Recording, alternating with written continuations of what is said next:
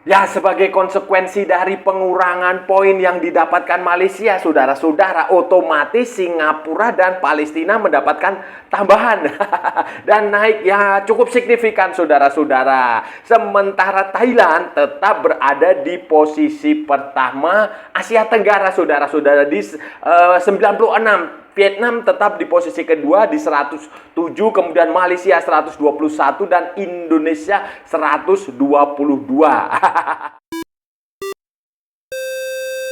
Halo saudara-saudara, jumpa lagi dengan komentator gadungan di sini. Dengan komentator yang gadungan.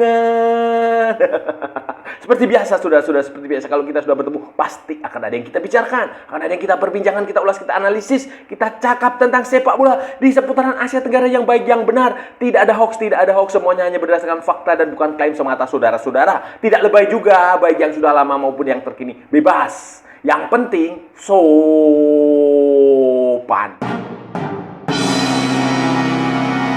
Jadi begini saudara-saudara, jadi begini ranking FIFA edisi terbaru saudara-saudara, edisi Desember 2025, atau ini adalah edisi terakhir di tahun ini. Nah, nanti nggak ada lagi ranking FIFA, tahun depan baru ada lagi penghitungan ranking FIFA. Dan ini sudah diluncurkan saudara-saudara dengan hasil yang tidak terlalu mengejutkan lah saudara-saudara, tidak terlalu mengejutkan. Posisi di level dunia masih tetap menjadi milik Spanyol, Argentina, dan Prancis dan mereka-mereka itulah. Sementara di Asia juga Jepang masih berada di posisi tertinggi di level Asia, saudara-saudara. Kemudian di Asia Tenggara itu Thailand juga tetap berada di posisi pertama, saudara-saudara. Thailand ya, walaupun di bulan ini kemarin ini tidak ada FIFA Matchday yang resmi. Tidak ada pertandingan FIFA Matchday, pertandingannya hanya di level SEA Games yang tidak resmi. Kemudian ada beberapa pertandingan ya junior yang tidak resmi, sepak bola putri itu mereka tetapi komposisi rankingnya seperti ini. Thailand tetap di posisi pertama Asia Tenggara dengan di peringkat ke-96, saudara-saudara. Thailand di peringkat ke-96, kemudian dengan 1243,27 poin. Nah, Thailand di posisi pertama, diikuti Vietnam di 107. 107 di Vietnam 1183,62. Mereka dapat tambahan plus 5,89 poin. Ini dari mana ya dapatnya ya? Kan nggak ada pertandingan resmi. Mungkin dari limpahan dari negara lain, dari yang poinnya hilang. Nah, itu bisa jadi. Saudara-saudara, di bawah Vietnam, di bawah Thailand dan Vietnam itu ada Malaysia. Nah, ini yang menarik adalah Malaysia ini turun 5 ranking. Rankingnya 5, turun 5 dari 116 ke 121 dan mereka mendapatkan poin-poinnya berkurang 22,52 poin. Nah, Malaysia ini tepat berada di atasnya Indonesia. Indonesia itu di 122 dengan 1144,73 poin. Nah, stagnan Indonesia. Dari dulu Indonesia di posisi ini segini. Indonesia dulu pernah, kalau nggak salah itu pernah 118, itu sudah bulan Juli. Itu posisi terbaik dia dan terburuk dia di tahun 2025 itu kalau nggak salah 123 atau berapa lah, itu di bulan April. Nah, kemudian sementara Malaysia, kenapa dia bisa turun? Karena ya saudara-saudara tahu kan, minggu lalu FIFA baru saja menghukum Malaysia, tambah hukuman gelombang kedua yang dijatuhkan kepada Malaysia terkait 3 FIFA Matchday. 3 FIFA Matchday yang dijalani oleh Malaysia melawan Cape Verde, kemudian Singapura dan Palestina. 3 pertandingan itu dinyatakan kalah 0-3. Otomatis poin Malaysia yang didapat dari pertandingan di situ, misalnya kayak lawan Palestina kalau nggak salah imbang atau menang, ya lawan Singapura dia menang, itu otomatis hilang, diganti menjadi kalah dan poinnya diberikan kepada Singapura, poinnya diberikan kepada Palestina poinnya diberikan kepada Cape Verde, saudara-saudara, sehingga tidak cukup logis kalau Singapura mendapatkan tambahan poin. Kalau nggak salah 9 poin, koma berapa gitu. Palestina juga mendapatkan tambahan poin dan kenaikan ranking itu karena mendapatkan warisan dari Malaysia. Malaysia dinyatakan kalah 0-3 dalam 3 pertandingan itu, sehingga ya sekarang kita tinggal menunggu dari AFC bagaimana. Ranking Malaysia ini masih akan mungkin terjadi tergantung dari AFC nanti keputusannya bagaimana, saudara-saudara. Nanti ini ya di bulan Januari dan bulan Februari tidak ada FIFA Matchday. Jadi kemungkinan besar tidak akan ada penambahan atau pengurangan poin yang signifikan.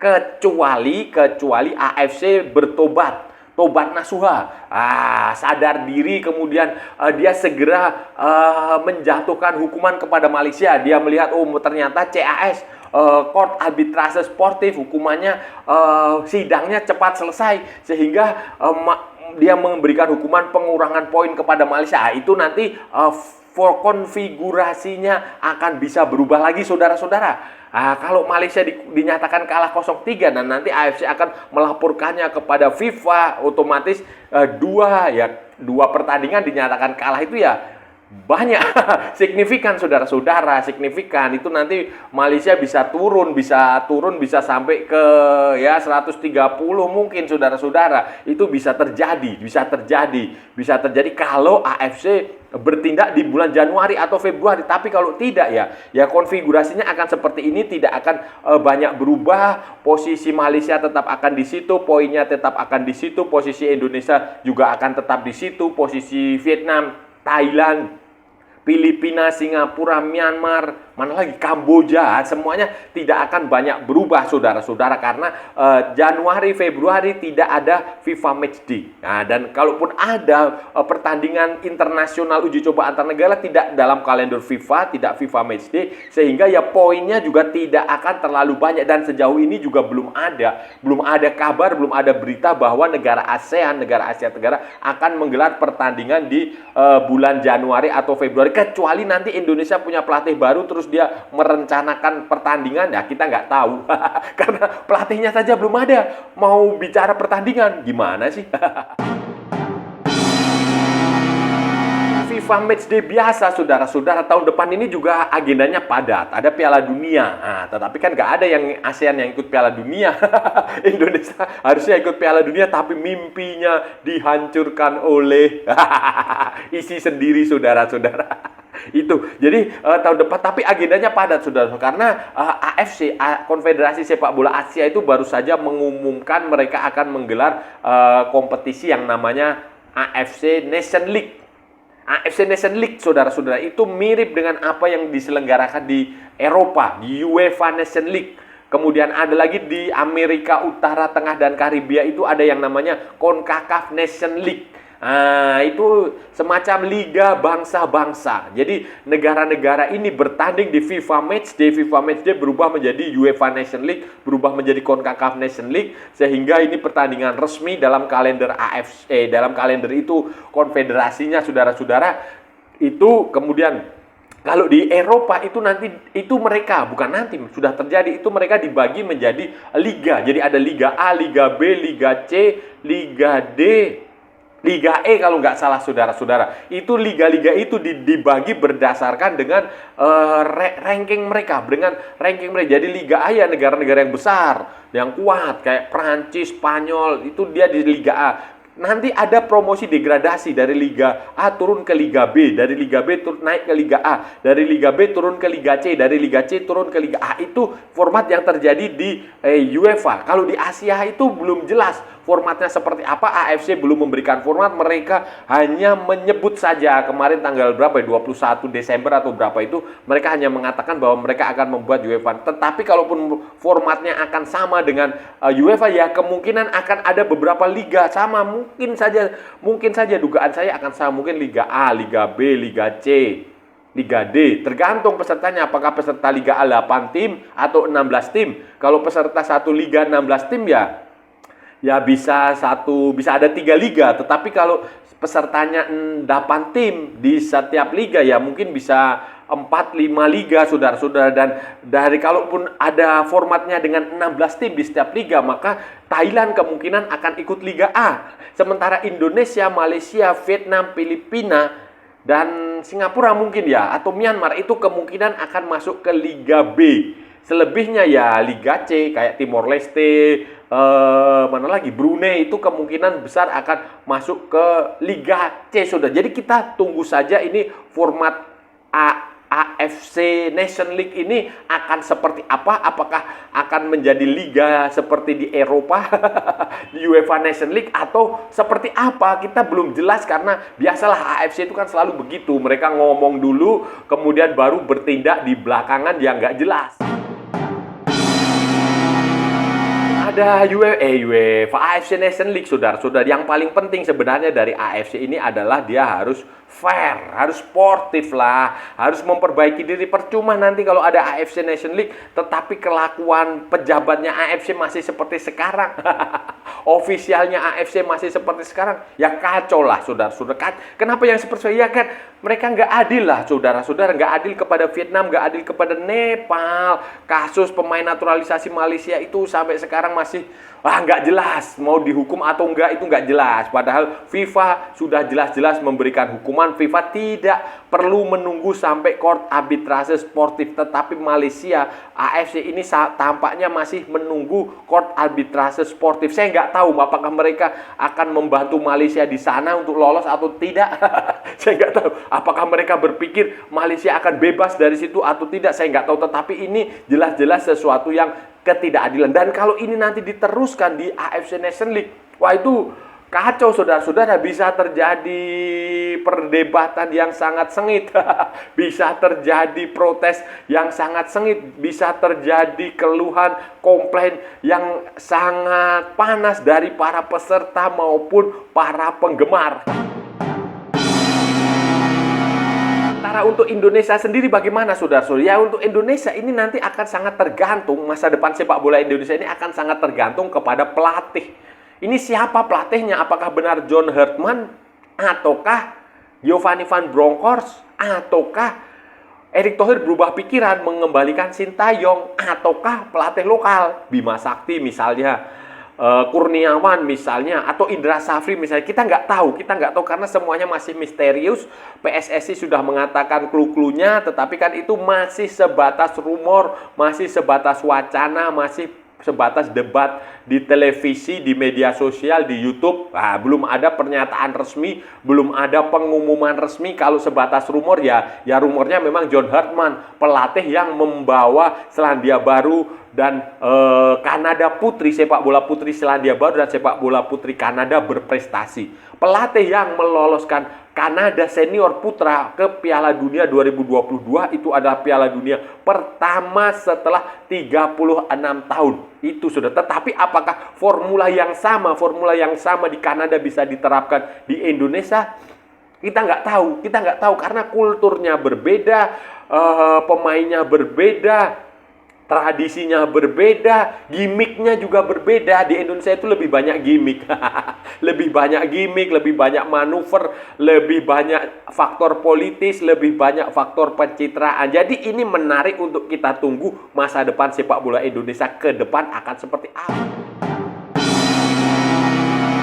Bagi saya, saudara-saudara, yang paling penting itu nggak usah terlalu banyak gimmick, nggak usah terlalu banyak pencitraan, nggak usah terlalu banyak publikasi di sosmed, pamer keberhasilan ketua umum. Yang berjuang itu bukan ketua umum, yang berjuang itu pemain.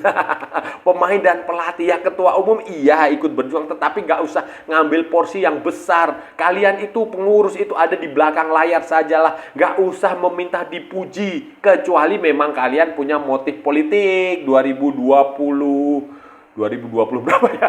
2029. Itu saja. Kalau kalian memang tulus mengelola sepak bola nasional, ya sudah. Ya, tunjukkan kemampuan kalian. Gak usah posting foto-foto bersama dengan pemain-pemain internasional. Buat apa sih? Buat apa gunanya?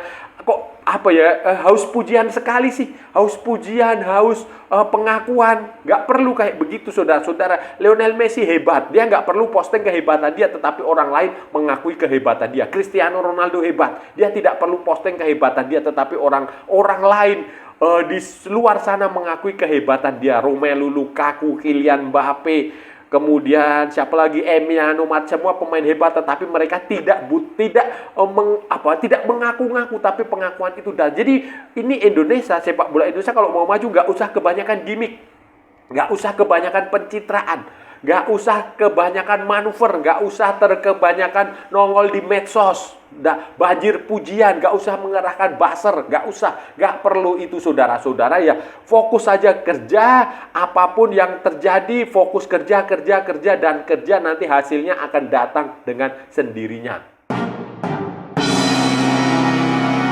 Menurut saya, saudara-saudara, PSS ini terlalu banyak omong-omong. Nah, ya kayak pemerintah. Terlalu banyak omong-omong, terlalu banyak berwacana saja. Alah, lip service, kerjanya nggak benar, terlalu banyak pencitraan. Aduh, kemarin itu kejadian soal kekalahan dari Irak dan Arab Saudi, kegagalan itu kan, itu sebenarnya harus benar-benar kita jadikan pelajaran berharga. Saudara-saudara, kita nggak bisa tim yang sedang dalam perform, yang sedang melaju, yang sedang tampil di kompetisi dengan hasil yang bagus kok tiba-tiba dirombak, itu nggak boleh. Jadi memang harusnya persiapannya dari sekarang. Kalau Anda ingin lolos ke Piala Dunia 2030, carilah pelatih yang dari sekarang. Dari sekarang segera diumumkan, kemudian nanti dia akan menjalani pemusatan latihan. Kalau mau ya bisa, kalau enggak ya dia akan memilih pemain, dia akan beradaptasi. Pelatih ini biarkan beradaptasi, karena John Herdman misalnya, kalau itu John Herdman juga nggak ngerti sepak bola Indonesia itu kayak apa. Nggak ngerti, dia pun nggak pernah berpikir, bahkan membayangkan akan melatih di Indonesia, nggak membayang. Jadi beri dia kesempatan dulu, beri dia waktu, baru nanti hasilnya dipetik ya minimal 2027 di Piala Asia. Saudara-saudara, itu tadi pembahasan kita hari ini, saudara-saudara. Kita sudah bicara panjang lebar, dari A sampai Z, dari barat sampai ke timur, dari utara sampai ke selatan, dari Sabang sampai Merauke, dari Pulau Rote sampai Pulau Miangas, dari New York sampai San Francisco, dari London sampai Istanbul, dari Kepulauan Malvinas sampai Greenland, dari Zimbabwe sampai Vanuatu, dari Santa Fenang sampai Kota Kinabalu. Semua sudah kita ulas, semua sudah kita cakap, semua sudah kita bacotin, semua sudah kita gibahin, saudara-saudara. Hari ini tadi kita bicara tentang ranking FIFA di akhir tahun yang sudah dikeluarkan, sudah dirilis. Ini adalah ranking final untuk 2025, karena nanti ranking yang akan datang itu keluar di bulan Januari, dan Januari, Februari itu nanti tidak akan ada perubahan juga karena tidak ada pertandingan resmi dalam kalender FIFA. FIFA Matchday nanti baru ada bulan Maret, itu nanti ada FIFA Series di Indonesia yang salah satu pesertanya itu kalau nggak salah Saint Kitts and Nevis. Dari CONCACAF, negara macam apa itu? Aduh ya, itu pesertanya, dan sehingga nanti bulan Januari, bulan Februari kemungkinan tidak akan ada banyak perubahan, kecuali AFC bertindak membatalkan 2 pertandingan Malaysia melawan Vietnam dan Malaysia melawan Nepal, lalu dilaporkan ke FIFA. Nah, itu baru otomatis Malaysia akan dinyatakan kalah 3-0, poinnya akan berkurang, poin Vietnam akan bertambah, poin Nepal juga akan bertambah, kecuali itu hukumannya jatuh di bulan Januari. Tapi kalau hukumannya jatuh nanti di bulan di waktu Piala Asia, ya kita nggak tahu kan, AFC kayak begitu sih. Dan posisi yang sekarang Thailand tetap berada di posisi pertama 96, kemudian Vietnam di posisi kedua 107, Malaysia dulu 121, Indonesia 122. Singapura mengalami kenaikan 3 peringkat karena mereka dapat limpahan poin dari Malaysia karena kalah dari Malaysia. Palestina juga mendapatkan kenaikan limpahan poin dari Malaysia. Vietnam juga yang walaupun tidak terkait juga dia karena Malaysia turun dia otomatis ada pergerakan dia juga naik. Dan ya itu saudara-saudara peringkat ranking FIFA terbaru untuk akhir tahun. Dan ya ya kita lihat saja nanti di bulan depan rankingnya akan seperti apa, walaupun tidak akan ada banyak perubahan. Dan saya rasa sudah cukup ya pembahasan kita kali ini. Kalau ada salah-salah ya mohon maaf. Namanya juga gadungan saudara-saudara, wajar kalau gadungan itu salah. Tetapi kalau benar berarti sebuah kebenaran. Kalau saudara-saudara merasa channel ini bermanfaat, berguna, menghibur, menginspirasi, silahkan like, share, and subscribe. Tapi kalau tidak, saudara-saudara abaikan saja. Skip, jangan ditonton, tetapi jangan nyampah. Jangan membuat komentar-komentar yang menghina, menghujat, melecehkan, merendahkan orang maupun negara lain. Santai aja, ini hanya bola. Kita cari teman, bukan cari musuh. Ikuti juga akun media sosial komentator gadungan, ada di Instagram, ada di Facebook, dan ada di TikTok. Yang bukan TikTok Shop, saudara-saudaraku semuanya. Oke, sampai bertemu lagi di edisi berikutnya dengan tema-tema yang jauh tidak bermanfaat, dengan tema-tema yang jauh tidak berguna, dengan tema-tema yang jauh lebih membagongkan. Salam olahraga dan merdeka.